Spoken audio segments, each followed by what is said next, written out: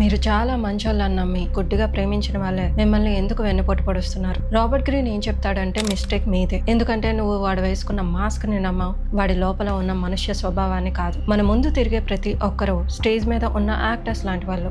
Social approval కోసం, మంచి వాళ్ళు అనిపించుకోవటం కోసం ప్రతి ఒక్కరూ రోల్ ప్లే చేస్తూ ఉంటారు. ఈ వీడియో చూసాక నువ్వు మనుషుల మాటలు వినడం ఆపేస్తావు, వారి బాడీ లాంగ్వేజ్ చదవటం మొదలు పెడతావు. ఈ రోజు మనం డీకోడ్ చేయబోయే 5 బ్రూటల్ లాస్ మీరు ఈ ప్రపంచాన్ని చూసే విధానాన్ని మార్చేస్తుంది. అసలు నీ మూడ్ ని నువ్వు రూల్ చేస్తున్నావా, లేక నువ్వే నీ ఎమోషన్స్ ని ఒక టూల్ లా వాడుకుంటున్నావా అన్న నిజం నీకే భయం వేయొచ్చు. మనుషుల పాస్ట్ ప్యాటర్న్స్ ని చూసి వారి ఫ్యూచర్ ని నువ్వు ముందే ప్రెడిక్ట్ చేయగలిగే అంత ధైర్యం నీకు రావచ్చు. నీ సక్సెస్ చూసి కంగ్రాట్స్ చెప్పే ప్రతి ఒక్కరూ నీ ఫ్రెండ్స్ కాదు. ఆ నవ్వు వెనక ఎవడు విషయం దాచుకున్నాడో సెకండ్స్ లో కనిపెట్టగలం. అండ్ ఫైనల్ గా మనమందరం రోజు ప్లే చేస్తున్న ఈ సోషల్ డ్రామాలో ఎదుటివాడి మాస్క్ ని బద్దలు కొట్టి వాడి అసలైన స్వరూపాన్ని ఎలా బయటకు లాగాలి. Be careful. ఈ వీడియో చూసాక మీరు ఒకరి చేతిలో ఆట బొమ్మలా కాదు, మీరు ఒక మాస్టర్ ఆఫ్ హ్యూమన్ నేచర్ గా మారిపోతున్నారు.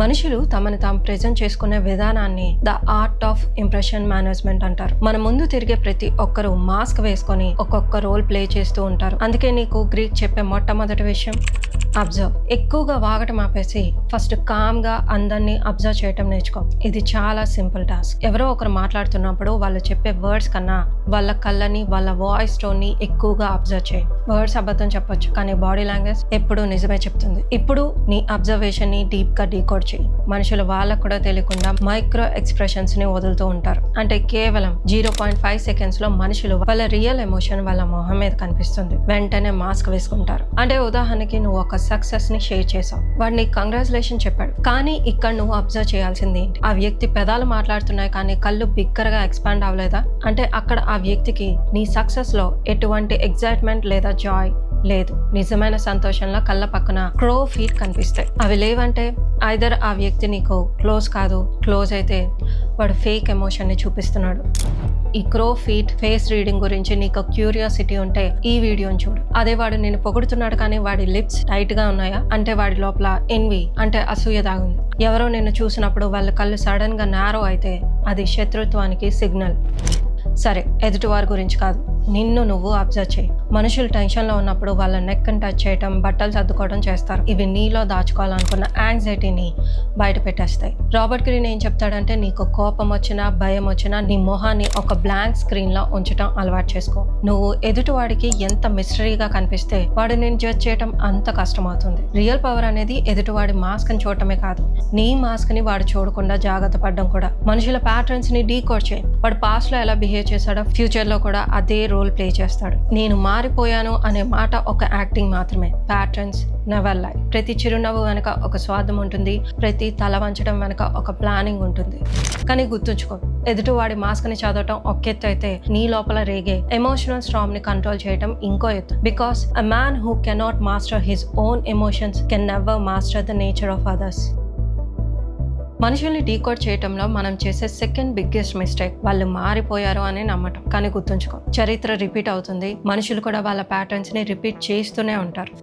మన యాన్సిస్టర్స్ ఫేట్ ని, దేవుణ్ణి నమ్మేవాళ్ళు. ఏదైనా జరిగితే అది తలరాత అని నమ్మేవాళ్ళు. కానీ రాబర్ట్ గ్రీన్ ఏం చెప్తాడంటే నీ ఫేట్ దేవుడు రాసింది కాదు, నీ క్యారెక్టర్ రాసింది. ఏన్షియంట్ గ్రీక్ ఫిలాసఫీలో ఒక మాట ఉంటుంది, క్యారెక్టర్ ఈస్ డెస్టినీ. క్యారెక్టర్ అంటే నువ్వు టెన్షన్ లో ఉన్నప్పుడు నీ నుండి వచ్చే రియాక్షన్, అది కేవలం నీ చైల్డ్హుడ్ లో పడిన ముద్ర. మన క్యారెక్టర్ కి పునాది మన తల్లి. గ్రీక్ చెప్పిన ఈ 4 ప్యాటర్న్స్ లో నువ్వెక్కడ ఉన్నావో తెలుసుకో. ఇక్కడ తల్లి పిల్లాడికి ప్రేమనిస్తుంది, స్పేస్నిస్తుంది. అందుకే వాళ్ళు పెద్దయ్యాక సుపీరియర్ క్యారెక్టర్స్ గా మారుతారు. వాళ్ళకి self confidence and emotional maturity ఎక్కువ. ఇక్కడ తల్లి పిల్లాడి ఎమోషన్స్ ని ఇగ్నోర్ చేస్తుంది, ఒక కోల్డ్ వాల్ లా ఉంటుంది. దీనివల్ల పిల్లలు పెద్దయ్యాక అన్నింటినీ అవాయిడ్ చేసి నాకు ఎవ్వరూ అక్కర్లేదు అన్న మాస్క్ ని వేసుకుంటాడు. ఇక్కడ తల్లి అన్ప్రెడిక్టబుల్. ఒకసారి ప్రేమ, ఇంకోసారి వెంటనే విసుక్కుంటుంది. వీళ్ళు పెద్దయ్యాక యాంగ్జియస్ క్యారెక్టర్ గా మారిపోతారు. ఇది చాలా ప్రమాదకరం. తల్లి పిల్లాడికి ఒక సోర్స్ ఆఫ్ ఫియర్ గా మారుతుంది. వీళ్ళ క్యారెక్టర్ చాలా కేయాట్ గా ఉంటుంది. పెద్దయ్యాక వీరు టాక్సిక్ రిలేషన్షిప్ లోకి ఎక్కువగా వెళ్తారు.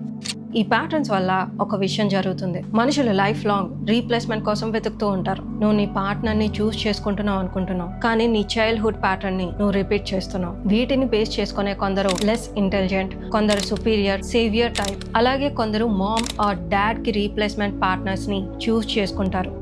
ఇక టాక్సిక్ టైప్ విషయానికి వస్తే వీళ్ళు స్టార్టింగ్ లో చాలా చెరిస్మాటిక్ గా కనిపిస్తారు, కానీ అది ఒక పెద్ద ట్రాప్. మొదట్లో మీరు వీళ్ళకి అట్రాక్ట్ అవ్వడానికి కారణం వీరు చాలా డిసిప్లైన్ ఉన్న వ్యక్తిలా కనిపిస్తారు, కానీ కొన్ని డేస్ తర్వాతే మీకు తెలుస్తుంది వాడు ఇంపర్ఫెక్షన్ ని తట్టుకోలేడు. అందుకే నీ ప్రతి చిన్న తప్పుని వెతికి నిన్ను మెంటల్ టార్చర్ పెడతాడు. ఇది నీకు స్లోగా టాక్సిక్ గా మారిపోతుంది. పర్సనలైజర్ ఇంకో రకం. వీళ్ళకి నువ్వు మొదట్లో అట్రాక్ట్ అవ్వడానికి కారణం వీళ్ళు సైలెంట్, ఇన్నోసెంట్ గా కనిపిస్తారు, కానీ వీళ్ళకి నువ్వు ఏం చెప్పినా వాళ్ళని తిట్టినట్టే అనిపిస్తుంది. ప్రతి విషయాన్ని తన మీదకే తీసుకొస్తారు. వీళ్ళు నిన్నెప్పుడు ఒక గిల్ట్ ఫీలింగ్ లో ఉంచుతారు. వీళ్ళు నీకు మొదట్లో చాలా ఎంటర్టైన్ గా కనిపిస్తారు, కానీ వీళ్ళు ప్రతి చిన్న విషయాన్ని సినిమాటిక్ గా, ఇంట్రెస్టింగ్ గా చెప్తారు. కొంచెం టైం తర్వాత మీకు తెలుస్తుంది వీళ్ళ లైఫ్ లో ఎప్పుడు ఏదో ఒక గొడవ ఉంటూనే ఉంటుంది. నీకు నచ్చినా నచ్చకపోయినా, నువ్వు అక్కడ ఉన్నా లేకపోయినా, నువ్వు ఆ డ్రామాలో ఎప్పుడు భాగంగానే ఉంటావు. నువ్వు ఈ లూప్ నుండి బయటపడడం చాలా కష్టం. వీళ్ళకి మీరు ఫస్ట్ అట్రాక్ట్ అవ్వడానికి కారణం వీళ్ళు చాలా కాన్ఫిడెన్స్ తో ఉంటారు. వీళ్ళ చుట్టూ ఒక రాయల్ ఎనర్జీ ఉన్నట్టు మనకు అనిపిస్తుంది. స్టార్టింగ్ లో వెళ్తూ ఉంటే మనకి చాలా స్పెషల్ గా అనిపిస్తుంది. వాళ్ళు నీ లైఫ్ లో ఉండటం నీ అదృష్టం అనేలా ఉంటుంది, కానీ ప్రపంచం అంతా తన చుట్టే తిరగాలి అనుకుంటారు. వీళ్ళు నిన్ను ఒక ఫ్రెండ్ లా చూడరు, ఒక సర్వెంట్ లా చూస్తారు. ఇలాంటి వాళ్ళ మధ్యలో నువ్వు ఉన్నావా లేదా అని నీకు ఎలా తెలుస్తుంది? వాళ్ళు వెయిటర్స్ తోనో లేదా వాళ్ళ దగ్గర పనిచేసే వాళ్ళతో ఎలా మాట్లాడుతున్నారో గమనించు. ఎప్పుడైనా వాళ్ళు తప్పును ఒప్పుకున్నారా? వాళ్ళు ఎప్పుడైనా నీకు హెల్ప్ చేశారా? లేదా ఎప్పుడు నువ్వే వాళ్ళకి పనిచేస్తున్నావా?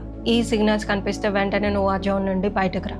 వీళ్ళు చాలా ప్రమాదకరం. వీళ్ళు ఎస్ చెప్తారు, కానీ వెనక నుండి నిన్ను సాబటైజ్ చేస్తూ ఉంటారు. ప్లీజర్ అంటే ఎప్పుడు నవ్వుతూ నువ్వేం చెప్పినా ఎస్ అని తలాడించే వాళ్ళు. వీళ్ళకి అట్రాక్ట్ అవ్వడం చాలా ఈజీ, ఎందుకంటే మన ఈగోకి ఏం కావాలి? మనం చెప్పేది వినవాడు, మనల్ని పొగిడేవాడు కావాలి. ప్లీజర్ అదే చేస్తాడు. వాడు నీ ముందు ఎప్పుడు సరెండర్ అయి ఉన్నట్టు నటిస్తాడు. వాళ్ళు బయటికి స్వీట్ గా ఉన్న లోపల వాళ్ళ ప్యాసివ్ అగ్రెషన్ ని దాచుకుంటారు. వాళ్ళు నీకు ప్రతిసారి ఎస్ చెప్తూనే వాళ్ళ కంట్రోల్లో నిన్నుంచుకుంటారు.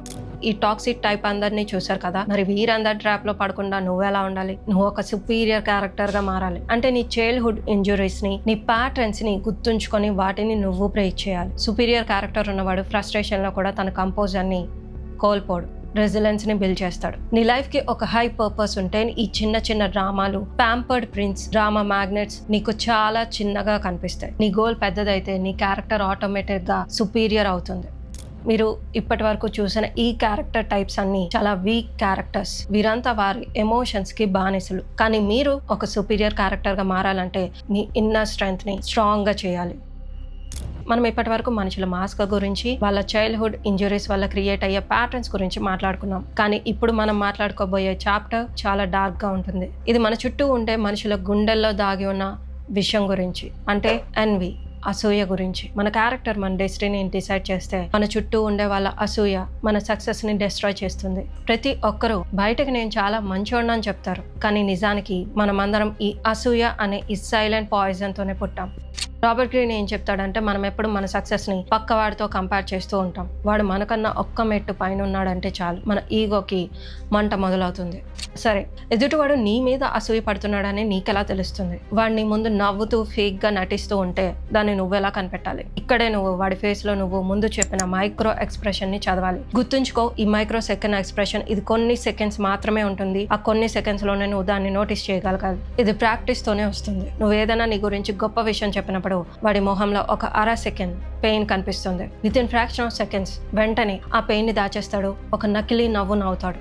కానీ నువ్వు స్ట్రాంగ్ గా అబ్జర్వ్ చేస్తే వాడు ఆ ఒక్క క్షణంలో దొరికిపోతాడు. కొందరు ఇంకా స్మార్ట్ గా ఉంటారు, నిన్ను పొగుడుతున్నట్టు ఉంటారు, కానీ వెనక నిన్ను తక్కువ చేసి మాట్లాడతారు. దీన్నే బ్యాక్ హ్యాండెడ్ కాంప్లిమెంట్ అంటారు. ఫర్ ఎగ్జాంపుల్, నువ్వు ఒక కార్ కొన్నావు, అది చాలా బాగుందని నిన్ను పొగుడుతాడు, కానీ దీన్ని మెయింటైన్ చేయగలవో లేదో, దాన్ని భరించగలవో, ఆ కార్ లో ఉన్న డిసడ్వాంటేజెస్ గురించి నీ నోటీస్ కి తీసుకొస్తాడు. అంటే ఇక్కడ వాళ్ళ ఉద్దేశం నిన్ను ఎప్రిషియేట్ చేయటం కాదు, నీ సంతోషాన్ని క్షణాల్లో నాశనం చేయటం.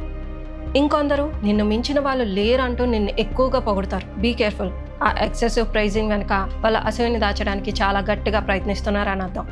అసలు ఈ అసూయ ఎప్పుడు ట్రిగర్ అవుతుంది? నువ్వు ఏ తప్పు చేయకపోయినా వాళ్ళు ఎందుకు ఫీల్ అవుతారు? దీనికి మెయిన్ రీజన్ నీ స్టేటస్లో వచ్చిన సడన్ చేంజ్. నువ్వు సడన్గా రిచ్ అయ్యావు లేదా ఫేమ్ వచ్చింది, నీ ఓల్డ్ ఫ్రెండ్కి అది డైజెస్ట్ అవ్వదు. ఎందుకంటే వాడు ఇంకా అక్కడే ఉన్నాడు, నువ్వు ముందుకు వెళ్ళిపోయావు. ఆ కంపారిజన్ వాడిని లోపల నుండి తినేస్తూ ఉంటుంది. ఇంకొకటి, ఒకే ఫీల్డ్లో ఇద్దరు ఫ్రెండ్స్ ఉన్నా కూడా ఈ కంపారిజన్ అనేది స్టార్ట్ అవుతుంది. ఇక్కడ ఫ్రెండ్షిప్ కన్నా జెలస్ ఎక్కువ ఉంటుంది.